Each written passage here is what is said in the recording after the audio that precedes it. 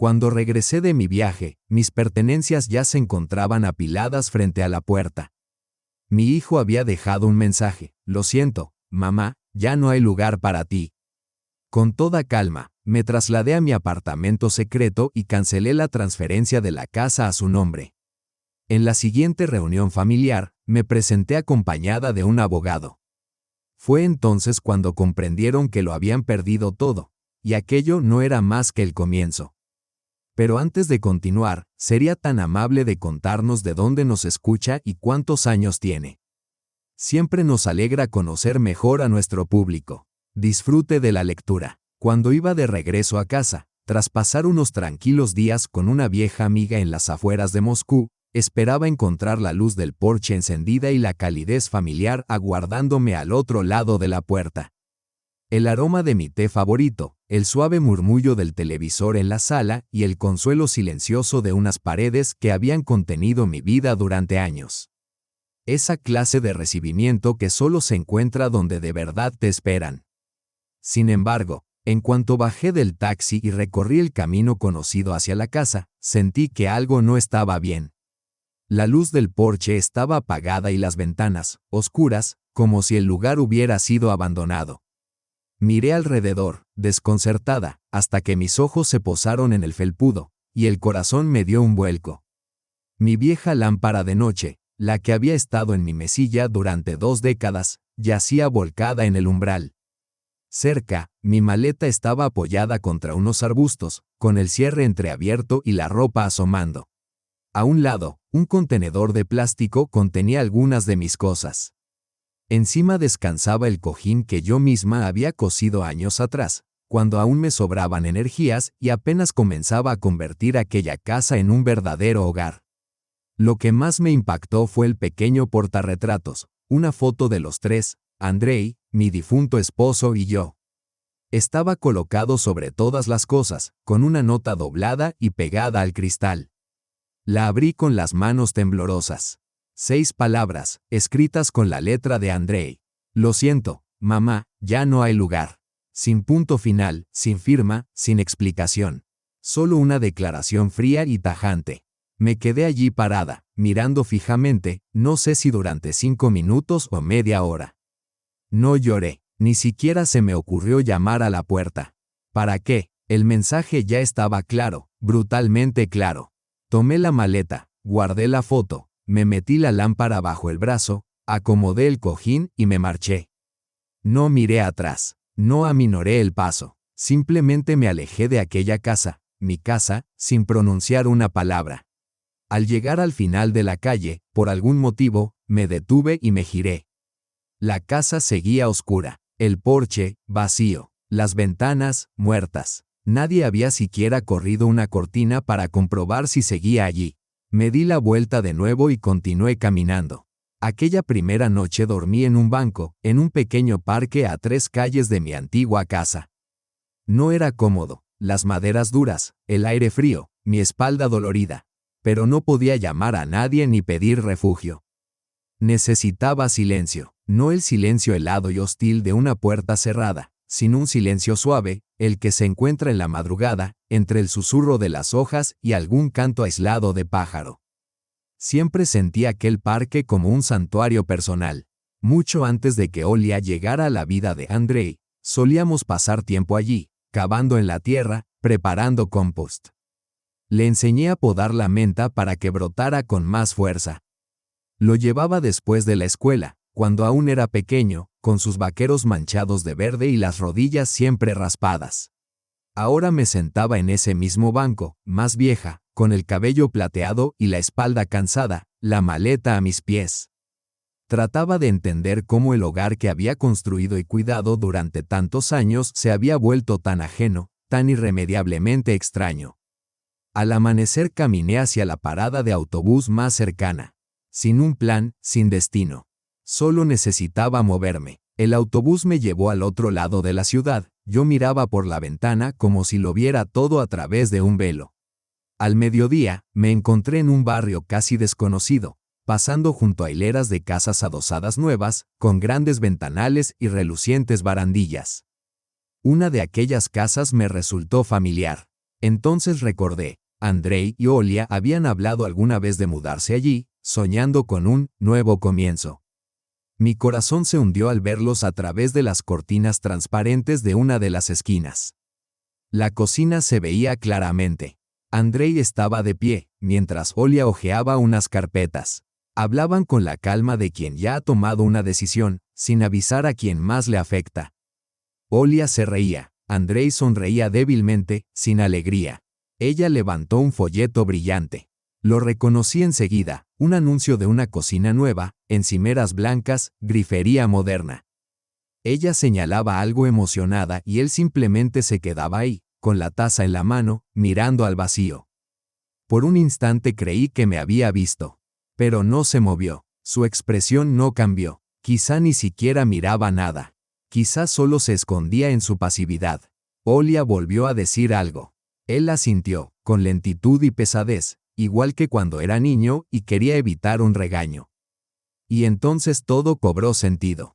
Recordé cómo Olia había insistido en encargarse de las facturas. Cómo Andrei empezó a esquivar preguntas sobre la casa. Las cartas extrañas que llegaban a mi dirección a su nombre. Las veces que decía, mamá, ya hablaremos, y luego desaparecía. Me quedé bajo la ventana de su nueva vida más tiempo del que debía. El viento movía la cortina, como si intentara escuchar. Y en ese momento comprendí, no era un arrebato, ni una rabieta, ni un acto impulsivo. Era un plan, fríamente calculado, cada detalle medido. Y, como siempre, yo era la última en enterarme. A la mañana siguiente me encontré en la biblioteca del distrito. No para buscar libros, sino para sentarme, entrar en calor, cargar el móvil y pensar. Había muerto durante la noche, y no llevaba cargador porque creía que volvería a casa en un par de días. Encontré un rincón junto a la ventana, lo enchufé con acento agudo y observé el ir y venir de la gente, bolsas de la compra, niños de la mano, empleados con prisas. Solo esperé a que el móvil despertara. Cuando por fin encendió, apareció una única llamada perdida. De Andrei, a las 12:15 de la noche, justo cuando yo estaba sentada en el banco, abrazada a mi cojín y mi lámpara. Sin mensaje de voz, sin texto, ni un simple, lo siento. Solo una llamada perdida. Me quedé mirando la pantalla como si pudiera ofrecerme respuestas. Pero, por supuesto, no lo hizo. Guardé el móvil y levanté la vista, justo a tiempo para escuchar que alguien decía mi nombre. Primero en voz baja, luego más fuerte, con un matiz de duda. Me giré y vi a Marina Petrovna. Hacía 6 años que no nos veíamos, desde que dejé mi trabajo. Había sido mi colega en el departamento de siniestros de seguros. Una mujer astuta, rápida, capaz de leer un contrato como un fiscal revisa un expediente. Nada se le escapaba, su memoria era quirúrgica. Sonrió, se acercó y me dio un breve y firme abrazo. Me preguntó qué hacía allí, por qué me veía tan cansada. Yo eludí la respuesta, dije que solo mataba el tiempo. Ella asintió, comprendiendo que no estaba lista para hablar. Me ofreció un café de la máquina y nos sentamos junto a la ventana, conversando de trivialidades, el clima, los dolores de rodilla, el precio de los víveres, la política. Era charla ligera, pero noté cómo me observaba, juntando piezas en su mente. De pronto dijo, «Sabes, la semana pasada me crucé con Olia en una reunión de copropietarios. Ella y Andrei hablaban de vender la casa, o algo así. Se la notaba satisfecha. Comentó que buscaban un lugar nuevo. Supuse que tú ya te habías mudado». No dije nada. Ella me escrutó con mayor atención y añadió, con un tono grave. «Esto no me huele bien. ¿Tienes todavía los documentos de la propiedad? ¿La titularidad?» Asentí, aunque sin convicción. De verdad los tenía. Ella frunció el ceño. Luego me contó de un caso parecido. Una nuera que había conseguido discretamente un poder notarial, cambió todos los papeles y envió a su suegra a una residencia. La casa se vendió en 2 meses. Un escalofrío me recorrió la espalda. No era miedo, sino reconocimiento. Demasiados detalles coincidían, Olia encargándose de las facturas, Andrei evitando entregarme documentos, cartas dirigidas a él pero enviadas a mi dirección, mi chequera desaparecida, que en su momento atribuí a mi propia distracción. Marina se ofreció a ayudar. Me dijo que ahora asesoraba a mujeres en situaciones similares, casos en que las familias intentan despojar en silencio a alguien de su propio hogar. Me dio su tarjeta, aunque yo ya tenía su número anotado en un viejo cuaderno donde guardaba mis documentos importantes. Permanecimos allí un rato más. No me presionó, no me juzgó, simplemente se quedó conmigo, en ese silencio que solo las amistades antiguas pueden ofrecer. Ese mismo día fui a correos y registré un apartado postal. Necesitaba algo, lo que fuera, que llevara mi nombre. Aunque solo fuera un pequeño casillero de metal en un edificio ajeno, al menos era mío. Un espacio donde Andrei y Olia no podrían meter sus manos. Aquella noche, sentada en el banco frente al refugio donde me había instalado temporalmente, sentí algo que no experimentaba desde hacía días, no tristeza, ni ira, sino una resolución serena y firme. La tormenta no había terminado, pero yo ya no estaba dispuesta a seguir empapándome sin más. A la mañana siguiente volví a mi antigua oficina, o mejor dicho, a la pequeña habitación sobre la librería que había sido mi despacho. Después de la muerte de mi esposo, solía ayudar a viudas a tramitar sus pensiones y reclamaciones. Hacía más de 5 años que no entraba, pero aún conservaba la llave. Mi mano recordaba perfectamente cómo girar la cerradura rígida, cómo empujar la puerta con el hombro para abrirla. Dentro olía a polvo, madera vieja, aceite de limón y algo tenue, quizá restos de lavanda que había dejado en algún cajón. Recorrí el lugar despacio, como tomando inventario de lo que aún permanecía. Deslicé mis dedos por la estantería, luego sobre la tapa del escritorio donde solía colocar los formularios y expedientes de los clientes. Abrí el armario. Detrás de un montón de carpetas antiguas y bajo una taza con el logo ya borrado, encontré lo que buscaba, la escritura original de la casa, una copia certificada del título de propiedad y todos los documentos preparados por mi esposo, meticuloso y constante en vida. Los extendí cuidadosamente sobre la mesa. Cuanto más los revisaba, más claro me quedaba, el nombre de Andrei no figuraba por ninguna parte. Ni como propietario, ni como copropietario, ni como heredero. Solo aparecía mi nombre, mío y de nadie más. Richard, que en paz descanse, y yo habíamos tomado esa decisión deliberadamente al comprar la casa. Si algo le ocurría a uno, el otro conservaría todos los derechos. Hablamos de ello abiertamente entonces, convencidos de que Andrei, aunque querido, debía construir su propio camino y no depender de nuestros bienes. Seguí revisando, facturas de agua, luz, basura. La última la había recogido al azar al salir de casa. Todas estaban a nombre de Olia. Mi nombre había sido borrado, no de forma paulatina, sino rápida y metódica. Entre los papeles encontré una copia de la solicitud de cambio de titular de servicios. La firma falsificada saltaba a la vista, no se parecía en nada a la mía. En ese instante, algo hizo clic dentro de mí. Ya no era miedo ni rencor, sino una comprensión fría y cristalina. No solo me estaban expulsando, me estaban borrando por completo. Me levanté y me acerqué a la pequeña y fiable caja fuerte bajo la mesa. Guardé allí los documentos originales, mi pasaporte y mi última declaración de impuestos que confirmaba la propiedad a mi nombre. Cerré, giré la llave y eché un vistazo al despacho. No había fotos de Andrei, solo una antigua fotografía en blanco y negro de Richard y yo en una gala benéfica. Riendo como si la vida fuera eterna. Cerré la puerta con cuidado, como si comprendiera que algo frágil y esencial acababa de agitarse. A la mañana siguiente me encontraba en el cruce cerca de la oficina de Marina Petrovna, aferrando un sobre grueso con los documentos.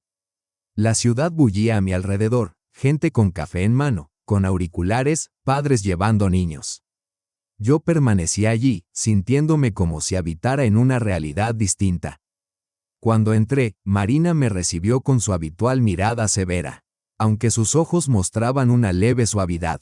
Sin decir palabra, extendí todos los papeles, el título de propiedad, el acuerdo con mi esposo, las facturas, la copia con la firma falsa.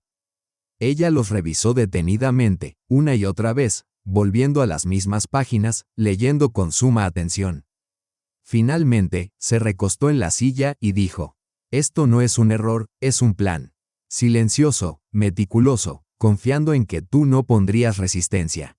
Curiosamente, sus palabras no me hirieron. Parecieron llenar el vacío que se había formado en mí durante esos días. En lugar de miedo, algo nuevo empezó a surgir, firme, frío, parecido a la determinación. Marina llamó de inmediato a su antigua conocida, Tamara Lvovna, una exabogada experta en herencias.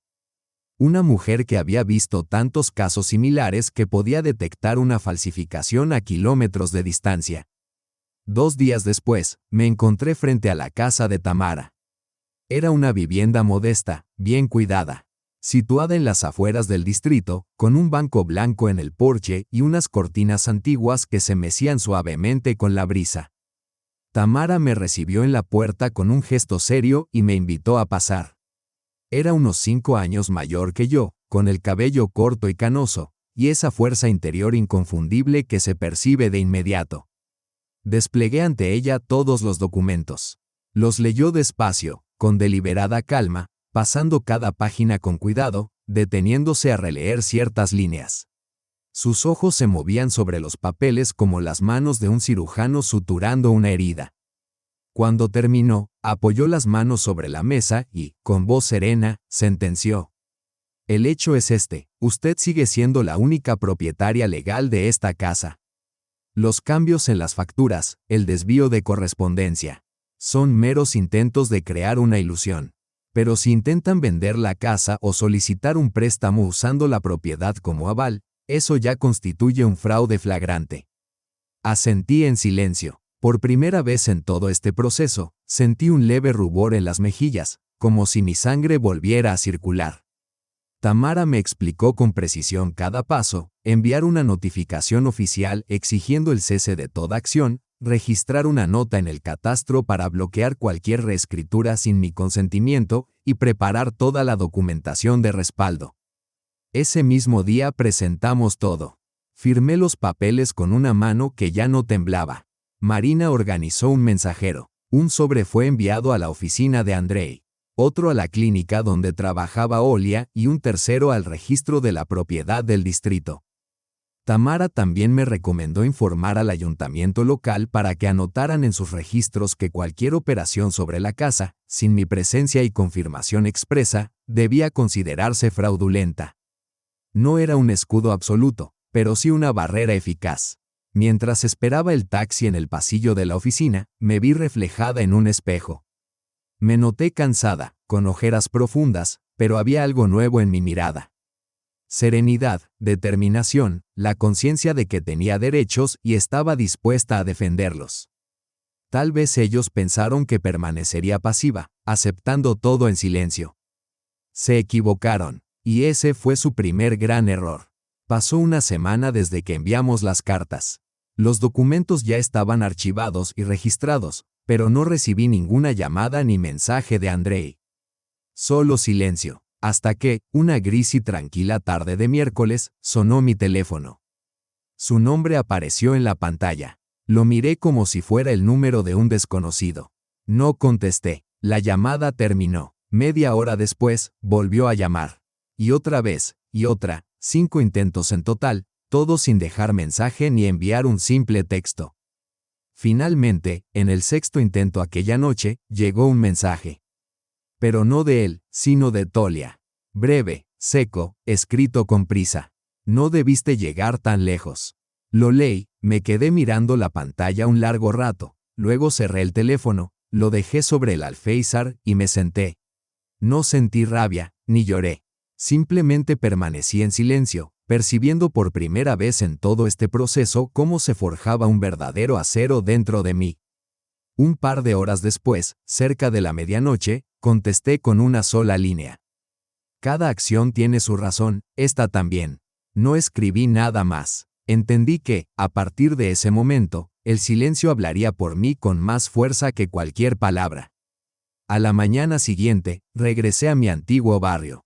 No a la casa, solo pasé caminando. Me detuve en el parque donde solía pasear con Andrei cuando era niño, siempre con la mochila, las rodillas peladas y las manos sucias de jugar en el césped. Desde allí podía ver la parte trasera de la casa.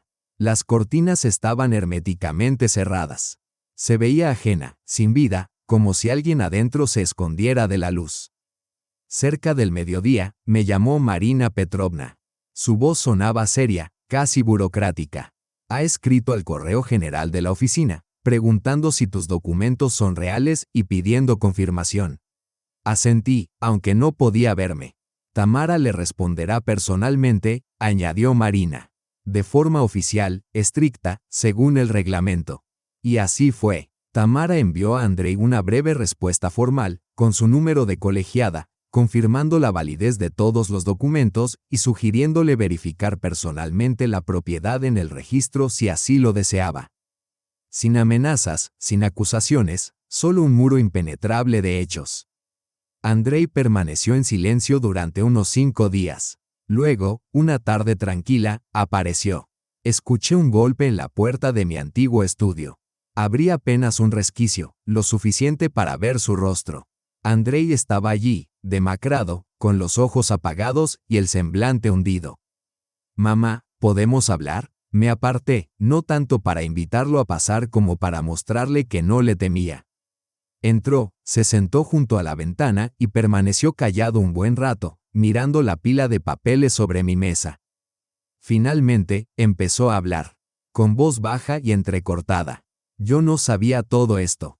Olia, ella tomó el control. Decía que sería mejor así, que necesitabas descansar, que era algo temporal. Pensé que todo se solucionaría solo. Lo escuché sin interrumpir, dejándolo terminar. Continuó explicando que no quería conflictos, que estaba cansado de estar entre las dos, que esperaba que todo se resolviera por sí solo. Cuando terminó, lo miré. No como una madre a su hijo, sino como una adulta que mira a otro adulto. Alguien que ya ha dejado atrás el miedo a asumir responsabilidades. Entonces le hice la única pregunta que importaba. ¿Por qué no la detuviste? Bajó la mirada. La respuesta no llegó de inmediato. Porque era más fácil así. Porque temía las discusiones. Porque era más sencillo ceder que enfrentar. No era odio ni maldad, era simple cobardía. No había elegido a ella por encima de mí, había preferido el silencio a la incomodidad de un enfrentamiento. Y eso, tal vez, era lo más amargo de todo. Al final, preguntó, ¿y ahora, qué puedo hacer? Le respondí con calma, ya está hecho. Las cartas fueron enviadas. Los documentos están presentados. La casa ya no está en riesgo. No le conté cada detalle. Solo lo que necesitaba saber. Cuando se fue, cerré suavemente la puerta detrás de él. No con ira, no con rencor, sino con esa nueva serenidad que había nacido en mí en los últimos días. Comprendí algo esencial, había terminado el capítulo de mi vida donde aceptaba en silencio. Los días siguientes transcurrieron tranquilos. Sin llamadas, sin mensajes, sin encuentros casuales. Incluso comencé a acostumbrarme a ese nuevo silencio, menos doloroso y, de alguna forma, liberador. Pero no duró mucho. El sábado por la mañana, justo cuando preparaba el té, un mensajero apareció en mi puerta.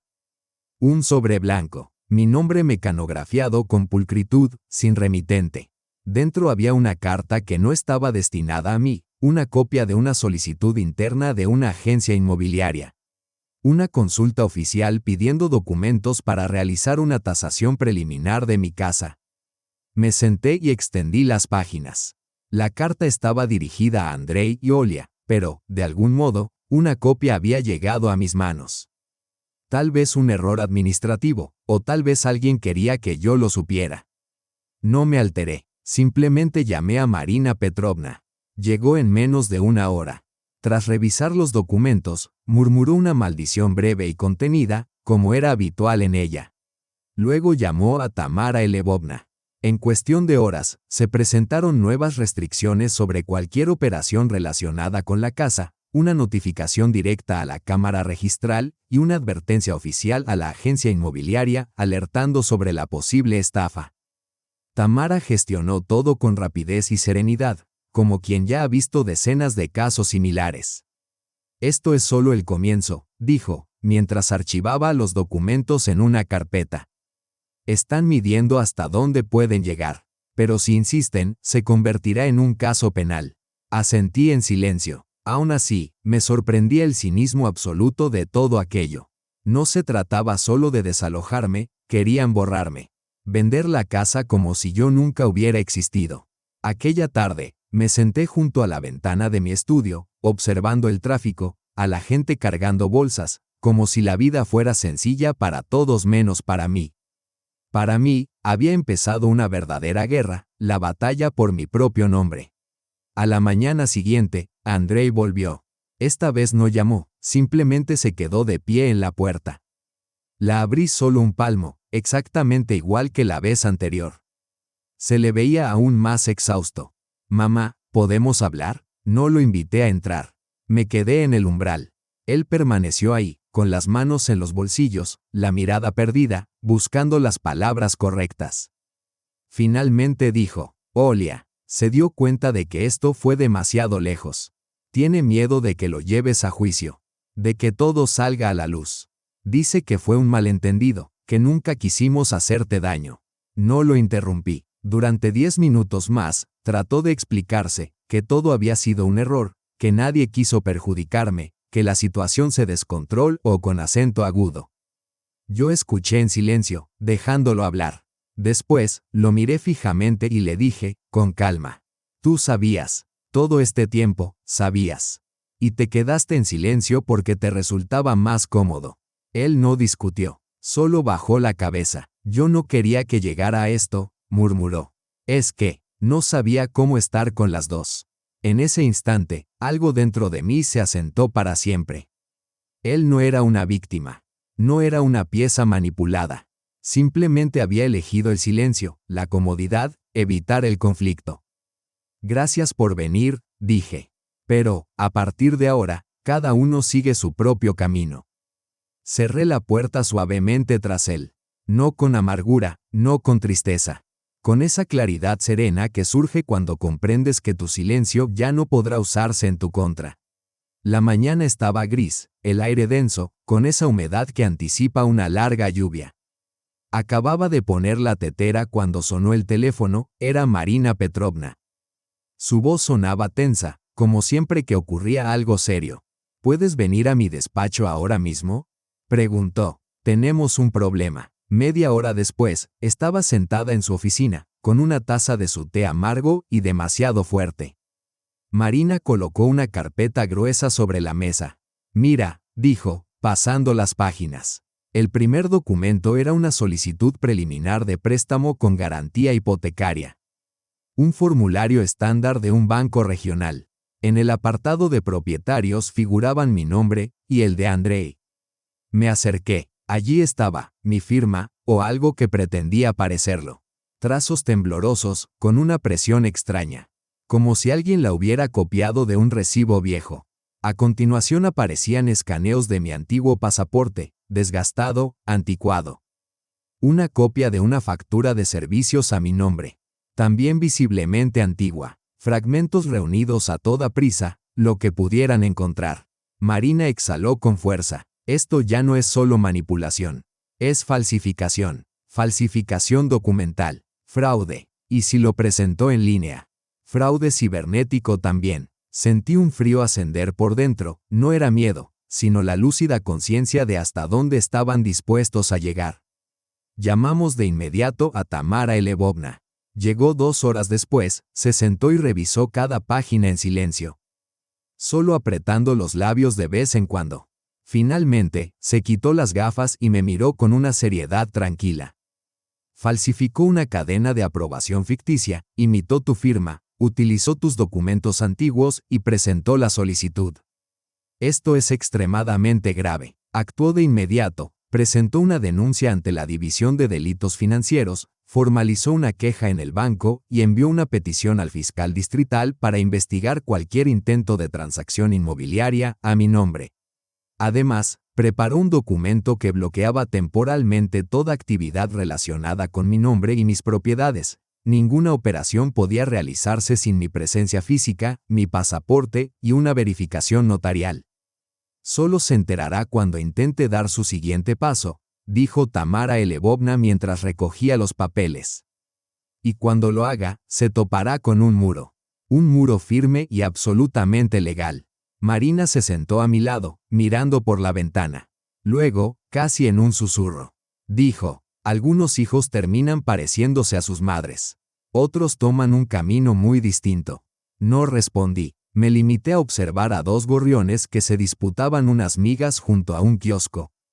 Por alguna razón, recordé a Andrei 10 años atrás, con la mochila al hombro, los dientes partidos tras una pelea callejera, aferrado a mí en la cocina mientras yo le aplicaba una compresa fría en la mejilla.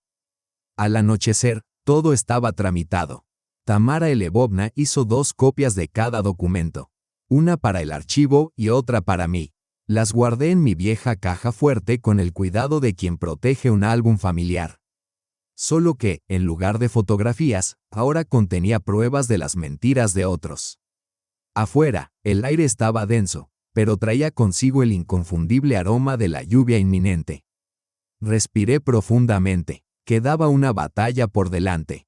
Pero ahora tenía documentos, hechos, y personas que me apoyaban.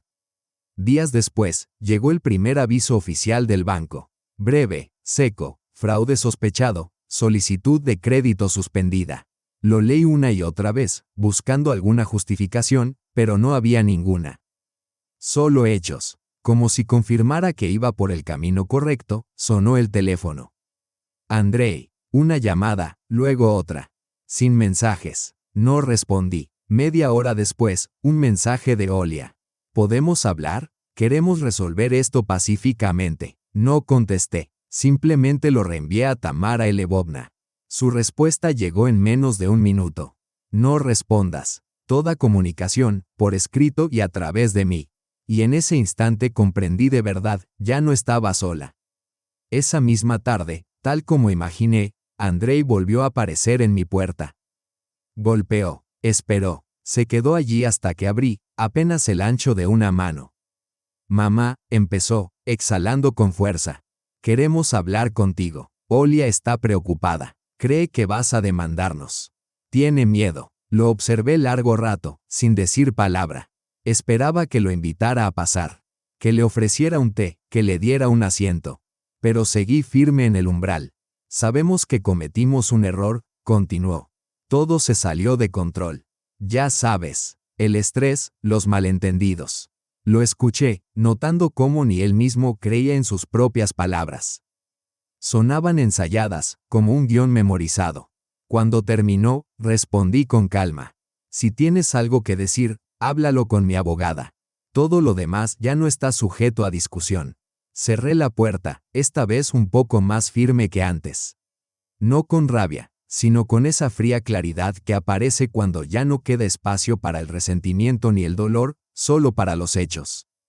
2 días después, me volvió a llamar Marina Petrovna.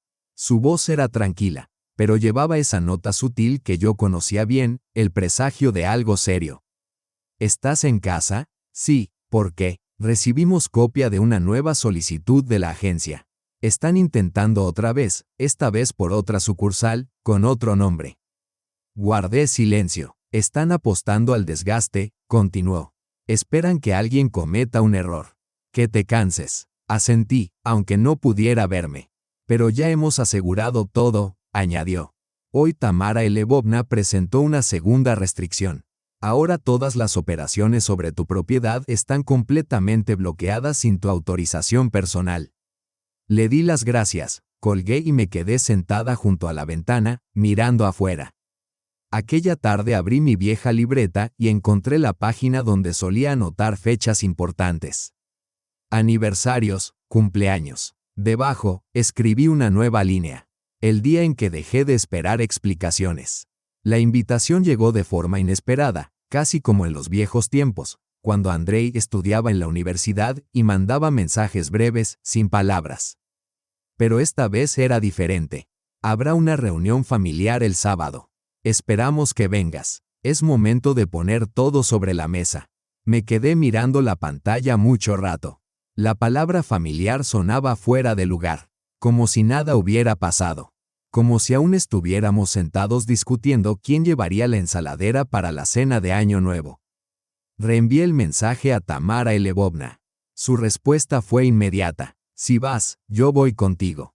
Por si acaso. El sábado amaneció frío. El cielo gris, el viento calaba hasta los huesos. Tamara Lvovna pasó a recogerme en su viejo Skoda azul. En el maletero llevaba aquella carpeta, con todos los documentos originales, firmados y certificados. Al llegar a la casa, parecía casi igual a como la recordaba. Persianas blancas, puerta roja, el macizo de petunias marchito tras la primera helada. Y sin embargo, algo se sentía ajeno. Como si ya no fuera mi historia, sino el escenario de una obra ajena. Dentro, todo estaba preparado. Los cojines del sofá acomodados, una bandeja de queso sobre la mesa, velas encendidas. Olia estaba junto a la chimenea, con un suéter nuevo y esa sonrisa forzada que aprendí a reconocer. Andrei nos recibió en la puerta. Sus ojos se movían inquietos, las manos le temblaban. Tamara y yo nos sentamos. Nadie tocó la comida. Naturalmente, Olia tomó la palabra. Su voz era firme, aunque ligeramente tensa, como si hubiese ensayado cada frase. Entendemos que la situación se descontroló o con acento agudo. Queremos restablecer el diálogo. Al fin y al cabo, esta es tu casa. Hizo un gesto amplio hacia el salón. Pero Tamara no le permitió terminar. Con calma, sin emoción alguna, colocó un sobre con documentos sobre la mesa y dijo simplemente: yo me encargaré de esto. Esta casa pertenece legalmente, en exclusiva, a mi clienta, Margarita Nikolaevna. Cualquier intento de cuestionar esto ha sido formalmente impugnado y registrado. El silencio se adueñó de la sala.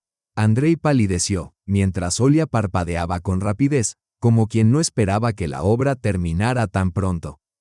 Tamara prosiguió. Además, conocemos todos los intentos de falsificar documentos y solicitar préstamos. Esta información ya fue remitida a las autoridades competentes.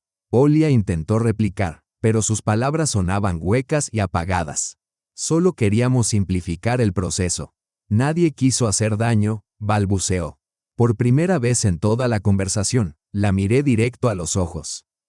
Serenamente, sin ira, y vi que no había arrepentimiento, sino miedo. El miedo de perder el control. Me puse de pie. Queríais borrarme, no solo de los documentos, no solo de esta casa, sino de vuestras vidas. Pero yo también he aprendido a actuar. Tamara se levantó, recogió los documentos y, de pie en el umbral, añadió: si vuelven a intentar interferir, presentaremos una demanda. No hubo más advertencias. Al salir, el viento se sintió aún más helado.